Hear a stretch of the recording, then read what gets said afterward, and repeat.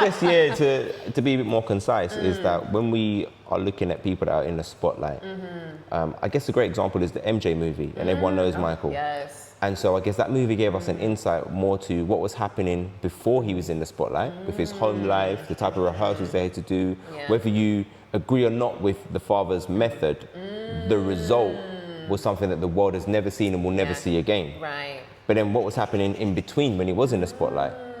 You know, Okay. and what happens after the spotlight. So I guess I'm asking you that in that sense. What's happening between those shows for you? What's happening before that for you? Yeah, you know, I think even that in itself is a whole evolution, because, you know, I can answer that from like even 5 years ago to now is a whole different answer. I would say right now today, I'm finding a balance, right? I think more than ever now, I'm trying to find the balance between there's work and then there's, in my opinion, what really matters. And I think that's where my answer differs now, because back in the day, the only thing that mattered was work. Nothing else. Friends, family, love, everything, sometimes even God. Hey, God, we've repented. But yeah, you know, like it was literally work and no play. The work was the play. Now I'm like, after the show and when you get off stage, what is left? And I have a good friend of mine, an artist I work with, and she actually told me something after my very first show, because I was like, you know, this was a whole thing, like it was like it changed my life, it changed my career, like I should be on top of the world right now. And I was like, why do I just feel like, you know, and I'm never content after every high, you know, you get to whatever goal you want to do, you perform on the biggest stages, you work with the people, and I'm just there like, why is it never enough? Why am I not feeling fulfilled? And she told me something that stuck with me. It's like 5 years ago now. She said, you have PTSD. And I was like, well, my therapist would have told you that. And she was like, no, not post-traumatic stress disorder, post-traumatic success disorder. Wow. Right. And I don't think that's actually, guys, don't go and quote me in the medical, okay? But for the sake of the analogy, she was saying, look, after success comes this immediate descent into normality, taking out the bins, like what we're saying. It can be sometimes like just a silence because of the way the world is right now. The world moves quick. It's like you could win the X Factor, next day it's like, who are you? I'm like, did you not see me on ITV? You know? And I think now more than ever, that is so fickle, like, you know, TikTok is like just scroll. So you can find yourself just like not even sitting in the moment in the way that you want to, and you feel like this void. So I felt empty. I said, there must be something else, to be honest with you. So that's when I said, okay, let's invest in my personal life. Let's make sure that my mindset is right. Let's make sure my physical health is right. I had so many injuries. I was just like, putting it under the rug. I said, no, we're going to get in physio. We're going to get it right. We're going to sort out my financial literacy. Yes. Right. Because when the figures are coming into the bank account, but then 2 years later, I'm like, where did the figures go? Yeah. How do we actually make that longevity happen? Like the financial education of it all, and then working towards financial freedom to the point where now I don't have to work every single week.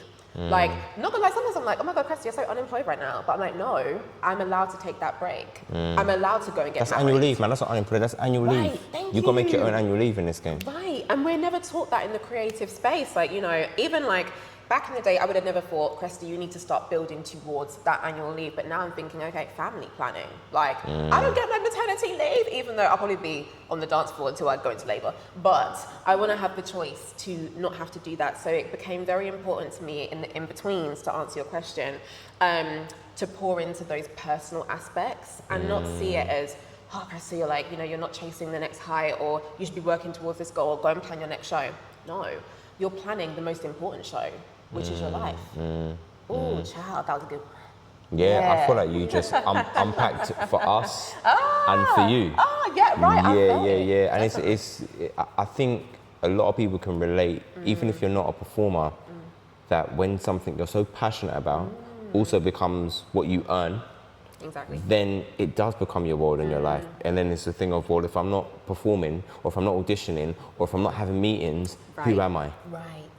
And you're right, yeah. And then when you're owning, and as much as we don't want to say we're trying to seek validation, because you love something so much, you want it to love you back. Exactly, you are seeking it. You are. And then if you're not, whether you're someone of faith, if you're not doing that, if you're not building your family relationships, knowing who your real network are. Because some people will become friends through a job. Yeah. But actually they're not friends, they're colleagues. Exactly, they're acquaintances. Or an acquaintance, absolutely. So I hear you between that. I want to talk to you about this feeling of this dip, because I know this dip. and you're in the spotlight. It's incredible. It's amazing. Yeah. The next day, you're still feeling like, man, that was dope. That was incredible. Yeah. But you're going back into normality. Exactly. How did you learn to either process that or deal with that? That's a really good question. I think, especially after, like, you know, I had the whole PTSD moment, and that really just blew it wide open for me, because I think the first step was normalizing the come down, first of all, because I would usually try and then start seeking these like immediate highs again, right? I'd be like, okay, we need to get back on stage, or sometimes it'd be get to the club, child, and you know, it would not be conducive of, I think, a healthy way of processing that high. And I think as a creative, the high is really high. I think it's the best high you can get. Right. It's like a drug, low key. And disclaimer, I've never done drugs. Same. Yes. Fast. Yeah, so far. They tell me I've got 6 months to live tomorrow. I might try everything. Right. I don't know. I might get on that medical marijuana. I don't know. Do you know what I mean? Yes. Yeah. I might tell them I've got glaucoma. I don't know. But I think there is a strong link between music artists, dance, actors, where you see so many of them turn to drugs. And I think it is trying to fill that high. Yes, yeah. Because whether it's seeing your name in lights, whether it's you're putting your hand up on stage to 20,000 and everyone's putting their hand back up at you, everyone wants to take pictures, whatever it is, that feeling, or people saying, oh my gosh, you're incredible, you're gonna make it. Your cup gets so filled that it's a jug. Right. And then all of a sudden, no one's saying that. That's it. So I need to feel that again, and I can't feel that again because no one's telling me. Exactly. And you see it at the height of A-listers in Hollywood. Yeah. And no one prepares you for that. Yeah, 100%. And I just wanted to hear like your thoughts around that. Yeah, you know, I think the way that I saw it is I love that you liken it to A-listers, because I think that we see it in the news, on pop culture, whatever, and we don't think it can be us. But there is a way that as creators you don't have to be Beyonce to experience, I think, what she even experiences. You know, it might not be Wembley, but as you said, we get the applause and whatnot. And for me, what I've learned to do is already have my next thing in the diary before I've completed the thing I'm working on, for two reasons. Number one is, obviously, once that high is done, I want to make sure, because I'm not good in idleness. So I want to make sure I have something to sink my teeth into immediately. So my next project is already lined up straight away. But also because I don't want to attach my progression to an outcome. And what I mean by that is, as a businesswoman or as a creative, we create things and they can flop. Like, as you said, social media does not see it all. There's many flops, there's many misses, there's many chops. And I found that at one point I'd be like so down in the dumps, or I'd internalize things, or I'm not getting the validation. So I would then not move on to my next thing. And you can't give up. You have to have, because then I'm like, okay, this didn't go well, but how I locked in a deposit for the next thing, so let's go back on the horse, you know? Because otherwise it's so easy to stay off the horse. And I think that really helped me to establish, like, what's it called, consistency. People always tell me, like, Cresta, one thing, you're consistent. Maybe not so much this year, but let me get down this aisle and I'll be back. But yeah, over the years, it's been very consistent, back to back, whether it's a show, whether it's whatever we're doing, project. Because one thing about me is if I'm on one program, for example, the next two are already planned. I'm like trying to be one step ahead of myself.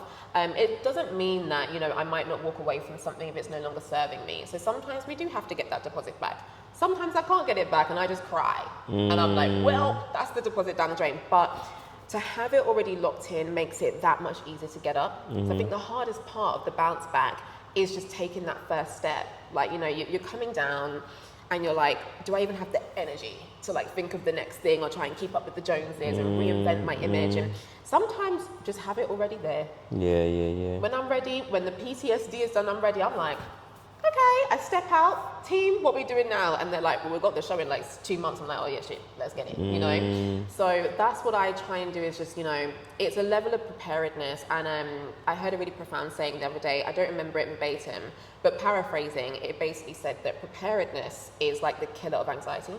And I love that. Because as someone that's suffered with anxiety like my whole adulthood, like therapized it even professionally, I was like, what gets rid of this? The breathing does not. I can't come by I'm sorry, I tried. The breathing, I'd be I'd be just giving myself, I don't even know. So I had to figure out another method of how do I soothe anxiety, especially in the creative world.